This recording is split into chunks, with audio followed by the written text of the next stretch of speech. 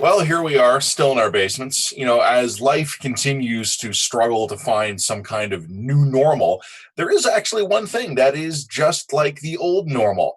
We still have really stupid arguments about spending money on government owned properties.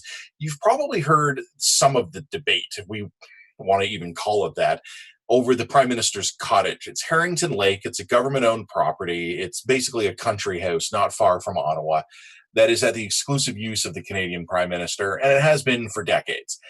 Nothing new about that. There's also, of course, 24 Sussex Drive, the Prime Minister's official residence in Ottawa. Both of those facilities have been falling apart for a while. 24 Sussex Drive, in particular, has actually needed to be either knocked down or completely rebuilt in some kind of renovation for decades. Harrington Lake, apparently, and we'll get to this in a minute, in much the same condition. But no politician in this country actually wants to do it.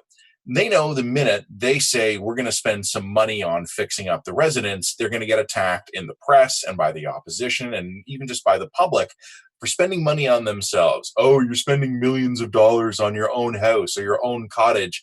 I don't even need to say anymore. You know exactly what it would sound like. And the tenor of it might change a little bit depending on what party is in power, but the thrust of it would be the same. No politician in this country is willing to order the necessary work on these properties because they don't want to be the ones to be attacked by it, which is how we got there. This is penny wise, pound foolish. No politician wants to be seen as spending a little bit of money on these properties, so they ignore them. The properties fall apart. The costs of the renovations and repairs go up every year. This is in the headlines right now because, as you've probably seen, there was a few $1 million spent renovating Harrington Lake. It's the country house of the Prime Minister of Canada, located not far out of Ottawa. A few $1 million have been spent there thus far as part of a larger planned renovation.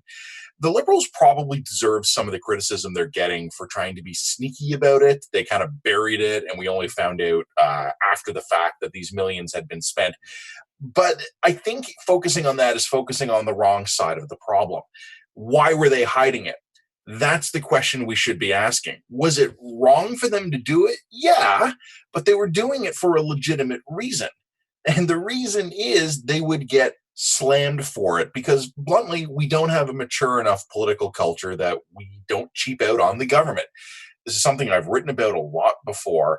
In any reasonably advanced, mature democracy, the maintenance of key government buildings, including official residences for public officials, would not be controversial. It would be unremarkable. It would be simply budgeted for and taken care of, including the preventative maintenance that would have stopped us from ever getting into this situation to begin with. So I have a small proposal to make. Consider it part of our economic stimulus as we get out of this pandemic disaster. Let's make one of the first things we do fix the houses. Let's just fix them. Let's just say we're going to spend however much money is needed to fix 24 Sussex Drive and fix Harrington Lake, and then never ever talk about this again for another generation or two. We're not going to grow up as a country. I've kind of given up on that. We're going to be cheap forever. So let's recognize we're going to be cheap, but at least use this crisis as the cover we need to get the damned houses fixed.